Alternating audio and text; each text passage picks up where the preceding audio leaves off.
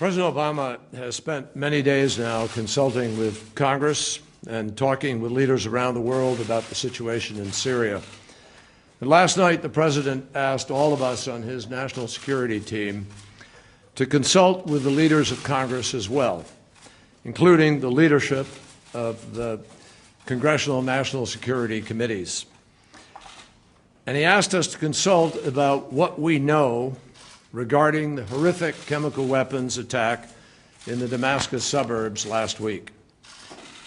I will tell you that as someone who spent nearly 3 decades in the United States Congress, I know that that consultation is the right way for a president to approach a decision of when and how and if to use military force. And it's important to ask the tough questions and get the tough answers before taking action, not just afterwards. And I believe, as President Obama does, that it is also important to discuss this directly with the American people. That's our responsibility, to talk with the citizens who have entrusted all of us in the administration and the Congress with responsibility for their security. That's why this morning's release of our government's unclassified estimate of what took place in Syria is so important. Its findings are as clear as they are compelling. I'm not asking you to take my word for it. Read for yourself, everyone, those listening, all of you. Read for yourselves the evidence from thousands of sources, evidence that is already publicly available. And read for yourselves the verdict reached by our intelligence community about the chemical weapons attack the Assad regime inflicted on the opposition and on opposition-controlled or contested neighborhoods in the Damascus suburbs on the early morning of August 21st. Our intelligence community has carefully reviewed and re-reviewed information regarding this attack. And I will tell you, it has done so more than mindful of the Iraq experience. We will not repeat that moment. Accordingly, we have taken unprecedented steps to declassify and make facts available to people who can judge for themselves. But still, in order to protect sources and methods, some of what we know will only be released to members of Congress, the representatives of the American people. That means that some things we do know we can't talk about publicly. So what do we really know that we can talk about? Well, we know that the Assad regime has the largest chemical weapons program in the entire Middle East. We know that the regime has used those weapons multiple times this year and has used them on a smaller scale, but still it has used them against its own people, including not very far from where last Wednesday's attack happened. We know that the regime was specifically determined to rid the Damascus suburbs of the opposition, and it was frustrated that it hadn't succeeded in doing so. We know that for 3 days before the attack, the Syrian regime's chemical weapons personnel were on the ground in the area making preparations. And we know that the Syrian regime elements were told to prepare for the attack by putting on gas masks and taking precautions associated with chemical weapons. We know that these were specific instructions. We know where the rockets were launched from and at what time. We know where they landed and when. We know rockets came only from regime-controlled areas and went only to opposition-controlled or contested neighborhoods. And we know, as does the world, that just 90 minutes later, all hell broke loose in the social media. With our own eyes, we have seen the thousands of reports from 11 separate sites in the Damascus suburbs. All of them show and report victims with breathing difficulties, people twitching with spasms, coughing, rapid heartbeats, foaming at the mouth, unconsciousness, and death. And we know it was ordinary Syrian citizens who reported all of these horrors. And just as important, we know what the doctors and the nurses who treated them didn't report. Not a scratch, not a shrapnel wound, not a cut, not a gunshot wound. We saw rows of dead lined up in burial shrouds, the white linen unstained by a single drop of blood. Instead of being tucked safely in their beds at home, we saw rows of children lying side by side, sprawled on a hospital floor, all of them dead from Assad's gas and surrounded by parents and grandparents who had suffered the same fate. The United States government now knows that at least 1,429 Syrians were killed in this attack, including at least 426 children.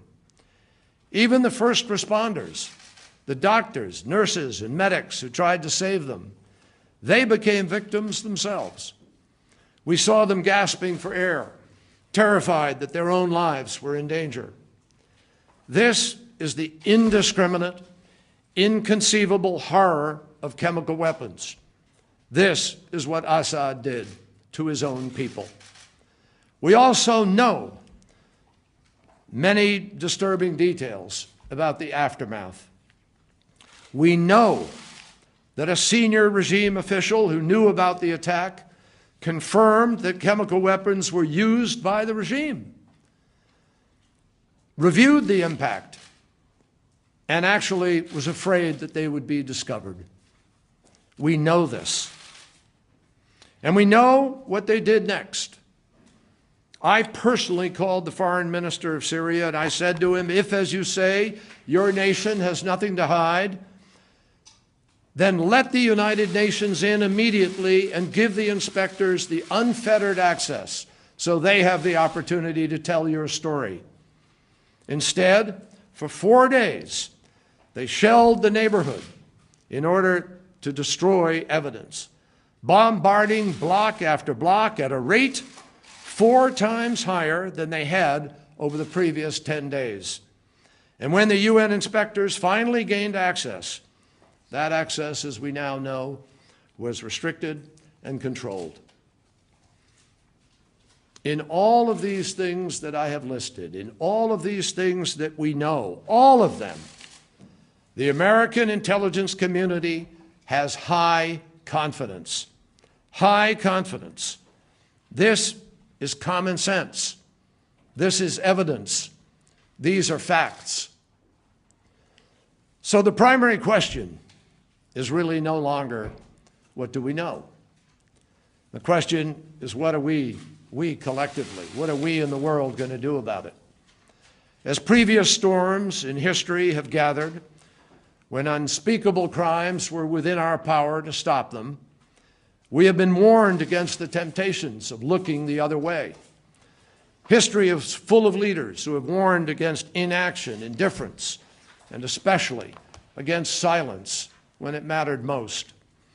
Our choices then in history had great consequences, and our choice today has great consequences. It matters that nearly 100 years ago, in direct response to the utter horror and inhumanity of World War I, that the civilized world agreed that chemical weapons should never be used again. That was the world's resolve then. And that began nearly a century of effort to create a clear red line for the international community. It matters today that we are working as an international community to rid the world of the worst weapons. That's why we signed agreements like the START Treaty, the New START Treaty, the Chemical Weapons Convention, which more than 180 countries, including Iran, Iraq, and Lebanon, have signed on to. It matters to our security and the security of our allies. It matters to Israel. It matters to our close friends, Jordan, Turkey, and Lebanon, all of whom live just a stiff breeze away from Damascus. It matters to all of them where the Syrian chemical weapons are, and if unchecked, they can cause even greater death and destruction to those friends. And it matters deeply to the credibility and the future interests of the United States of America and our allies. It matters because a lot of other countries whose policies challenge these international norms are watching. They are watching. They want to see whether the United States and our friends mean what we say. It is directly related to our credibility and whether countries still believe the United States when it says something. They are watching to see if Syria can get away with it, because then maybe they too can put the world at greater risk. And make no mistake, in an increasingly complicated world of sectarian and religious extremist violence, what we choose to do or not do matters in real ways to our own security. Some cite the risk of doing things, but we need to ask, what is the risk of doing nothing? It matters because if we choose to live in a world where a thug and a murderer like Bashar al-Assad can gas thousands of his own people with impunity, even after the United States and our allies said no, and then the world does nothing about it, there will be no end to the test of our resolve and the dangers that will flow from those others who believe that they can do as they will. This matters also beyond the limits of Syria's borders. It is about whether Iran, which itself has been a victim of chemical weapons attacks, will now feel emboldened in the absence of action to obtain nuclear weapons. It is about Hezbollah and North Korea and every other terrorist group or dictator that might ever again contemplate the use of weapons of mass destruction. Will they remember that the Assad regime was stopped from those weapons' current or future use? Or will they remember that the world stood aside and created impunity? So our concern is not just about some far-off land oceans away. That's not what this is about. Our concern with the cause of the defenseless people of Syria is about choices that will directly affect our role in the world and our interests in the world. It is also profoundly about who we are. We are the United States of America. We are the country that has tried, not always successfully, but always tried to honor a set of universal values around which we have organized our lives and our aspirations. This crime against conscience, this crime against humanity, this crime against the most fundamental principles of international community, against the norm of the international community, this matters to us. And it matters to who we are, and it matters to leadership and to our credibility in the world. My friends, it matters here if nothing is done. It matters if the world speaks out in condemnation and then nothing happens. America should feel confident and gratified that we are not alone in our condemnation and we are not alone in our will to do something about it and to act. The world is speaking out, and many friends stand ready to respond. The Arab League pledged, quote, to hold the Syrian regime fully responsible for this crime. The Organization for Islamic Cooperation condemned the regime and said we needed, quote, to hold the Syrian government legally and morally accountable for this heinous crime. Turkey said there is no doubt that the regime is responsible. Our oldest ally, the French, said the regime, quote, committed this vile action, and it is an outrage to use weapons that the community has banned for the last 90 years in all international conventions. The Australian Prime Minister said he didn't want history to record that we were, quote, a party to turning such a blind eye. So now that we know what we know, the question we must all be asking is, what will we do? Let me emphasize, President Obama, we in the United States, we believe in the United Nations. And we have great respect for the brave inspectors who endured regime, gunfire, and obstructions to their investigation. But as Ban Ki-moon, the Secretary General, has said again and again, the UN investigation will not affirm who used these chemical weapons. That is not the mandate of the UN investigation. They will only affirm whether such weapons were used. By the definition of their own mandate, the UN can't tell us anything that we haven't shared with you this afternoon or that we don't already know. And because of the guaranteed Russian obstructionism of any action through the UN Security Council, the UN cannot galvanize the world to act as it should. So let me be clear. We will continue talking to the Congress, talking to our allies, and most importantly, talking to the American people. President Obama will ensure that the United States of America makes our own decisions on our own timelines, based on our values and our interests. Now, we know that after a decade of conflict, the American people are tired of war. Believe me, I am too. But fatigue does not absolve us of our responsibility. Just longing for peace does not necessarily bring it about. And history would judge us all extraordinarily harshly if we turned a blind eye to a dictator's wanton use of weapons of mass destruction against all warnings, against all common understanding of decency. These things we do know. We also know that we have a president who does what he says that he will do. And he has said very clearly that whatever decision he makes in Syria, it will bear no resemblance to Afghanistan, Iraq, or even Libya. It will not involve any boots on the ground. It will not be open-ended, and it will not assume responsibility for a civil war that is already well underway.